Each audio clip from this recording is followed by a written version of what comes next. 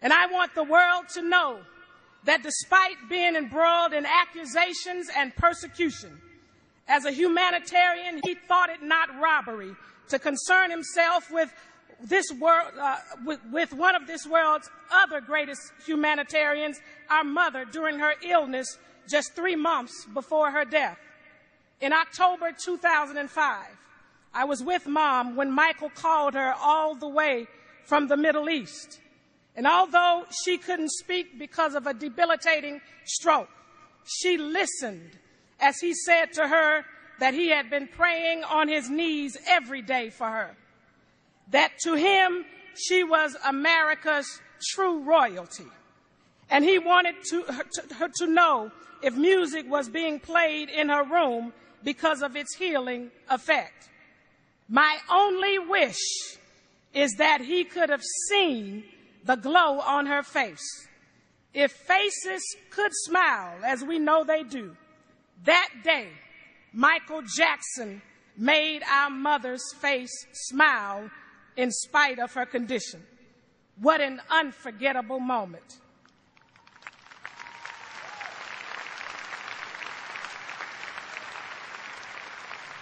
He was such a thoughtful and selfless man, full of the unconditional love of God and good works that touched and changed lives. He was indeed a shining light, like our father Martin. And in remembrance of Michael, may we all be inspired to go and let our lights shine. Rest in peace, our brother Michael.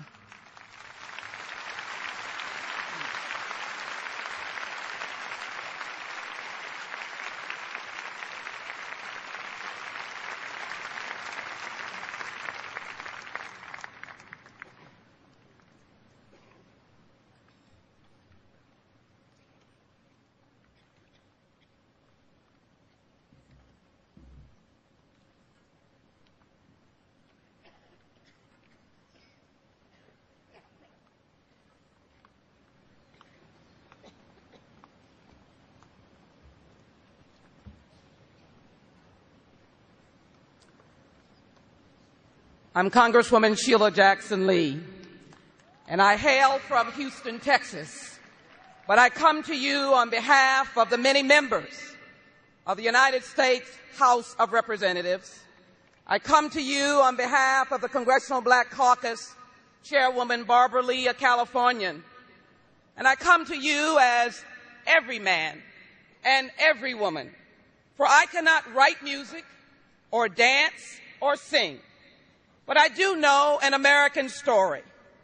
And to Mr. and Mrs. Jackson and this wonderful family of brothers and sisters and cousins, to Michael Joseph and to Catherine Paris and to Prince, all of these wonderful, beautiful symbols of America. And I can tell you, as a member of the United States Congress, we understand the Constitution. We understand laws. And we know that people are innocent until proven otherwise. That is what the Constitution stands for.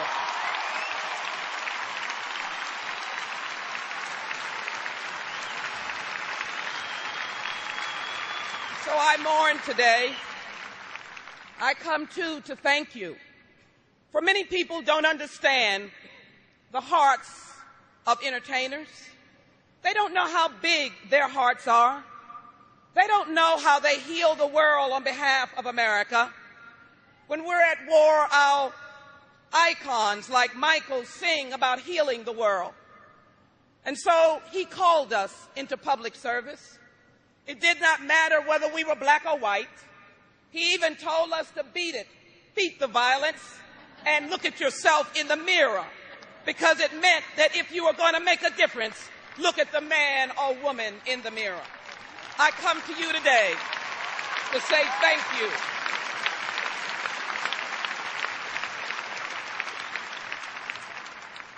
Some of you come from all faiths, and we respect that here in America. But there is a story whose theme is so symbolic of this young and beautiful man.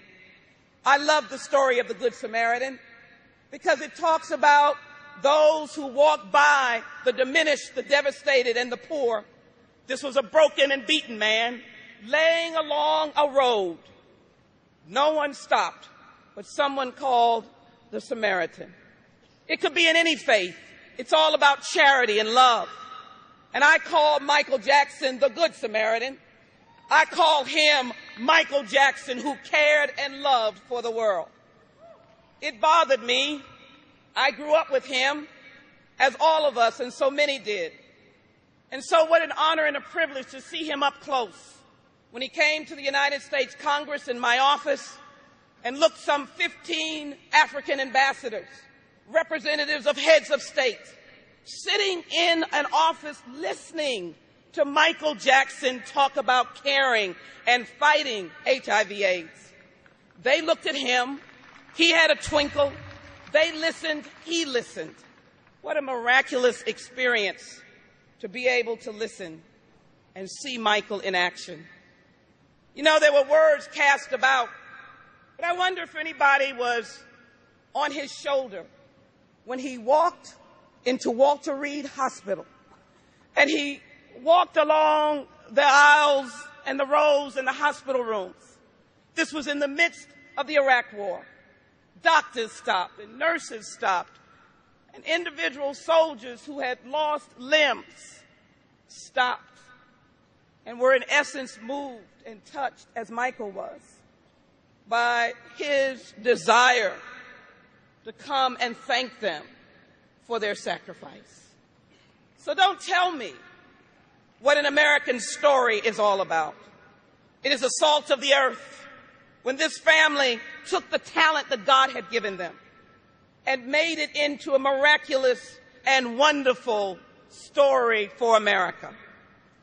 I come today for you to recognize that the flag flies, and the people who have spoken to the people's house. They recognize and they speak, and those of us who serve in elected office, we respond to the people. Michael fought for the tolerance of all people. In fact, I am reminded, although I speak in the tongues of all faith, that Michael fought the good fight.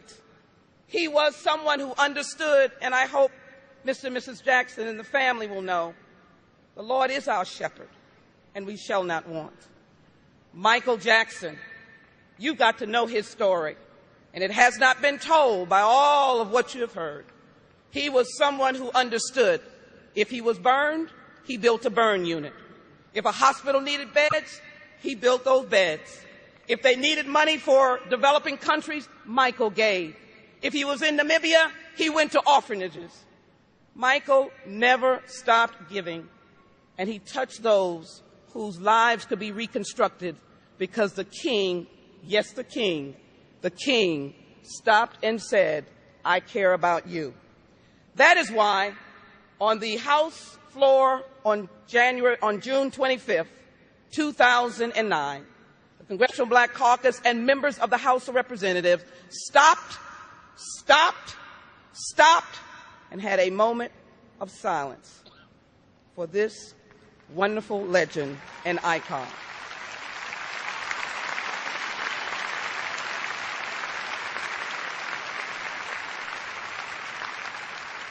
And so to the family, let me simply come as someone that wishes she was long lost, Sheila Jackson Lee, but I'll keep looking and seeing, but coming to say to you that America appreciates and thanks you for Michael Jackson's life. For that reason, we have introduced into the House of Representatives this Resolution 600 that will be debated on the